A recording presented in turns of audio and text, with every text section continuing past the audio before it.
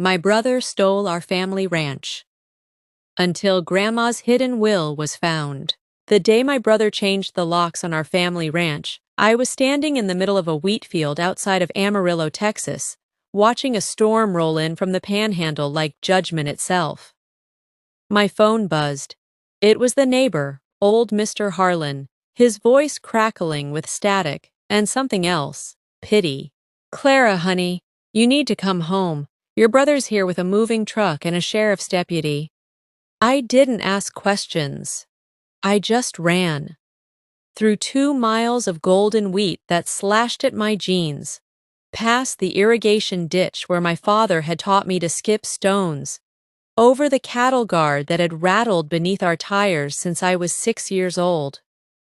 By the time I reached the gravel road, my lungs were burning, but nothing hurt worse than what I saw when I crested the hill. The ranch house my great-grandfather built in 1923, the one with the wraparound porch where Grandma Ruth had shelled peas every summer evening of her 92 years, now had a shiny new padlock on the front door. My brother Derek stood on the porch steps in his $1,000 cowboy boots, bought in Dallas, never worn for actual ranch work, holding a piece of paper that he waved like a flag of conquest. "Read it and weep, Clara," he called out, his smile sharp enough to cut leather. "Durable power of attorney. Grandma signed it 2 weeks before she died. Everything's mine now. The house, the land, the mineral rights, the whole damn spread." I stopped at the bottom of the steps, my hands shaking, my heart hammering against my ribs like a trapped bird. "That's not possible. Grandma would never—" "Would never what?" Derek stepped down, crowding my space, smelling of expensive cologne and entitlement. "Would never choose her only grandson over her spinster granddaughter? I'm the one carrying on the family name, Clara. I'm the one with a wife and kids. You're just—" "What?" "A 34-year-old woman who trains horses for other people. Grandma finally saw sense before the end." The sheriff's deputy, a young man I didn't recognize, probably from the county seat, shifted uncomfortably. "Ma'am, I'm just here to keep the peace while Mr. Whitfield retrieves his personal property. This is a civil matter." "Civil?" My voice cracked. "This is our home. This is where our mother took her last breath. Where Dad built the barn with his own hands after he came back from Kuwait. Where Grandma—" I couldn't finish. The storm was closer now, lightning forking across the bruised sky, and I felt the first fat drops of rain on my face, mixing with tears I hadn't realized I was crying. Derek had already turned his back, directing movers to load Grandma's antique rocking chair, the one she'd been born in, delivered by a midwife in that very house, into a climate-controlled pod bound for storage in Dallas. "Get off the property, Clara," he said, not looking at me, "before I have you arrested for trespassing." That night, I slept in my truck in the parking lot of the Flying J truck stop off I-40, 20 miles from the only home I'd ever known. The rain turned to hail around midnight, drumming against the metal roof like God's own fury. I thought about calling a lawyer, but lawyers cost money, and all my money was tied up in the ranch. Horses I'd trained, equipment I'd bought, a future I'd believed was secure. My phone had 17 missed calls from my best friend Marcy, who managed the feed store in Canyon. When I finally answered at 5 a.m., her voice was a lifeline thrown into dark water. "Clara Ruth Whitfield, you get your stubborn butt over here right now. I've got coffee, I've got a plan, and I've got something your brother doesn't know about." The plan, as it turned out, was Marcy's cousin Eddie, a paralegal in Amarillo who owed her a favor from high school. But the something, that was different. Marcy slid a yellowed envelope across her kitchen table, the kind with the little string clasp that nobody uses anymore. It smelled of lavender and dust, and my hands trembled as I opened it. "Found it yesterday," Marcy said, her eyes bright with righteous anger. Cleaning out the back room at the store. Your grandma used to rent that space for her quilting circle, remember? Must have fallen behind the filing cabinet years ago. Inside was a letter in Grandma Ruth's unmistakable handwriting. Spidery but firm, the penmanship of a woman who'd learned to write with a fountain pen during the Depression and never saw reason to change. My dearest Clara, if you're reading this, it means the lawyer in Dallas finally showed his true colors. Or Derek finally showed his. Maybe both. I never trusted that power of attorney your brother waved in my face like a trophy. I signed it because he told me it was for emergencies only, and I was too tired to read the fine print. The doctors said my heart was giving out, and I was afraid. Not of dying. I've been ready to meet your grandfather for 20 years, but of leaving you unprotected. The ranch is yours, Clara. It always was. Your brother got the Dallas condo and the investment portfolio because money is all he ever cared about. But the land goes to the one who loves it. I've hidden my true will where Derek would never think to look. Find it and fight. Don't let him steal your birthright like he stole my good silverware last Christmas. Be brave, my girl. The Whitfields have always been stubborn as the Texas dirt, and it's time you proved it. All my love. Grandma Ruth. P.S. Look where the mockingbirds sing. I spent 3 days in Marcy's guest room staring at that postscript until the words blurred. Look where the mockingbirds sing. Grandma had a mockingbird that nested in the old pecan tree outside her bedroom window every spring. She'd named him Atticus after some book she loved, and she'd fed him bits of suet from her palm like he was family. But the pecan tree was on ranch property. Derek had installed security cameras, motion sensors, the works. He was paranoid that I'd vandalize his new acquisition, as if I would ever damage a single blade of grass on that sacred ground. On the 4th morning, I woke up with a plan that was either brilliant or suicidal. The Springdale Cemetery sits on a hill overlooking the ranch's north pasture, a peaceful place where 5 generations of Whitfields rest beneath live oaks and granite headstones. Grandma Ruth's grave was still fresh, the mound of earth covered in wildflowers I'd planted the week before Derek locked me out. I visited every day at dawn, before the heat built, and every day I sat beneath the pecan tree that overhung the cemetery fence, close enough to see the ranch house, far enough to be on public land. On the 5th day, I brought a folding chair, a thermos of sweet tea, and a notebook. I pretended to journal. I pretended to grieve. What I was actually doing was watching. Derek's security routine was as predictable as a metronome. He drove to Amarillo every Tuesday for business meetings, which usually meant lunches at the country club, where he showed off his new status as a land baron. He was gone from 10 a.m. to 4 p.m. like clockwork. His wife, Brittany, never left the house, but she spent her afternoons by the pool with a bottle of rosé and her phone, oblivious to anything beyond her Instagram feed. Tuesday dawned hot and still, the air thick with the promise of rain. I waited until Derek's Escalade disappeared down the county road, then I scaled the cemetery fence, a low thing, more suggestion than barrier, and dropped into the tall grass of the north pasture.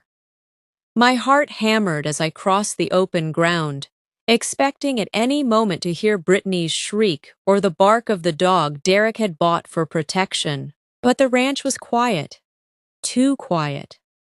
The horses in the barn whickered softly as I passed, their familiar faces a knife to my heart. I moved fast, keeping to the tree line, until I reached the old pecan tree.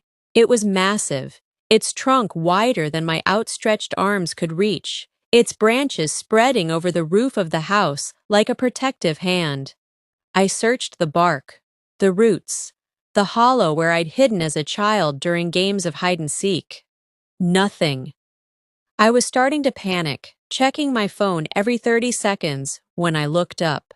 There, wedged in the fork of the two largest branches, was a metal box, the kind people use for important documents.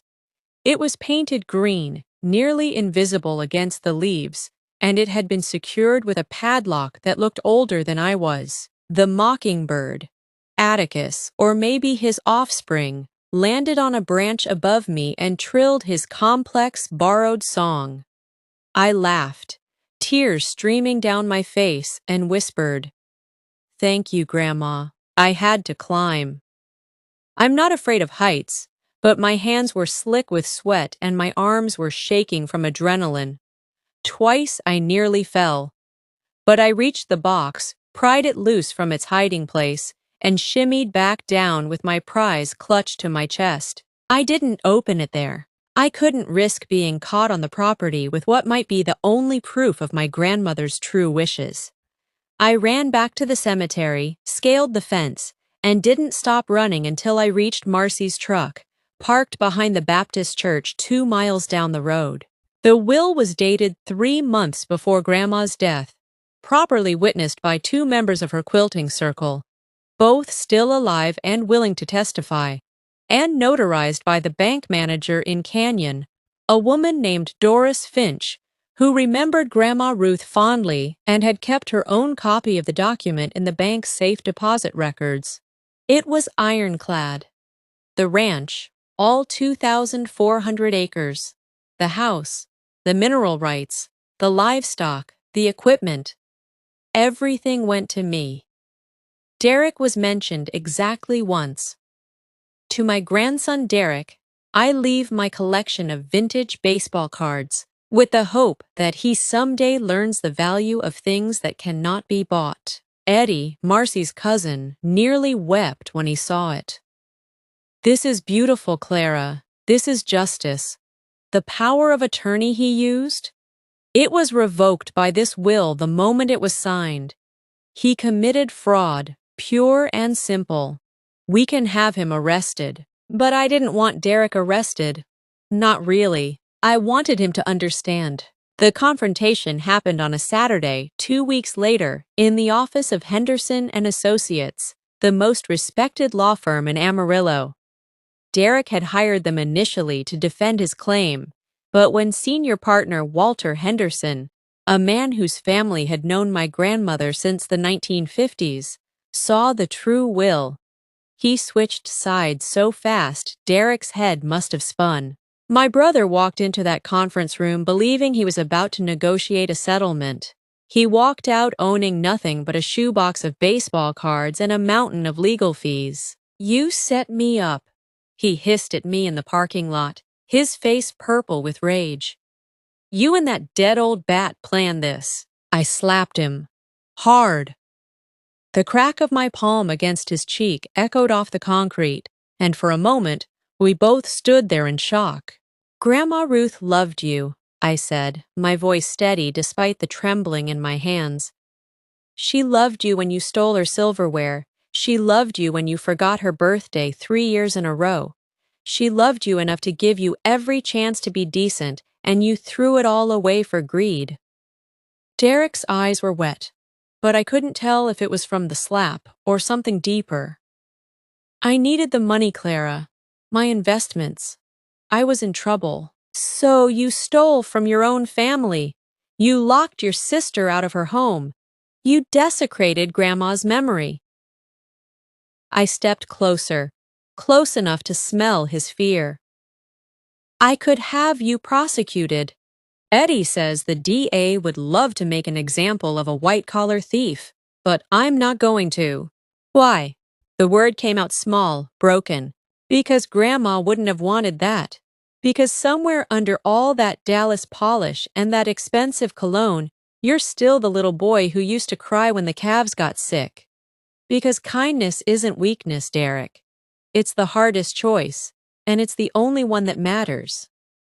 I turned and walked toward my truck.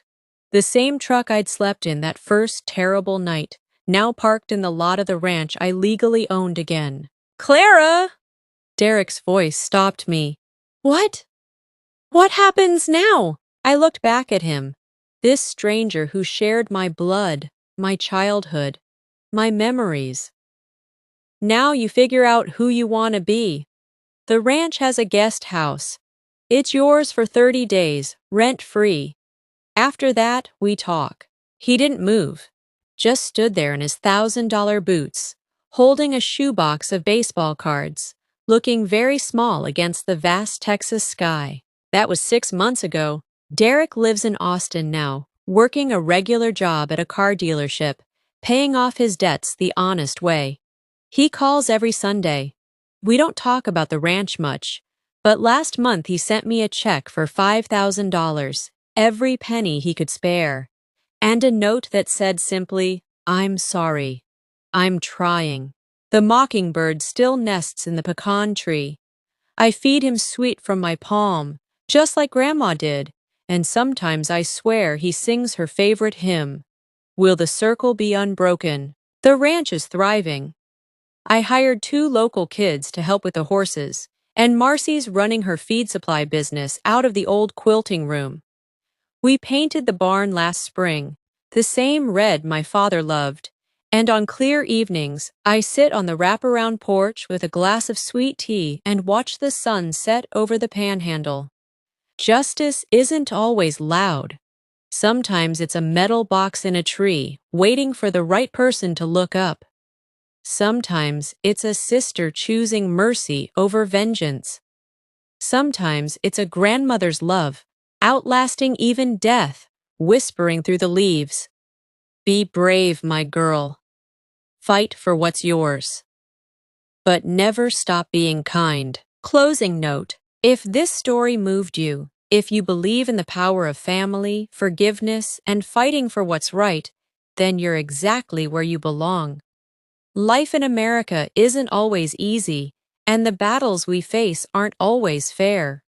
But stories like Grandma Ruth's remind us that goodness wins in the end, that kindness is stronger than greed, and that home is worth any fight. Good luck out there.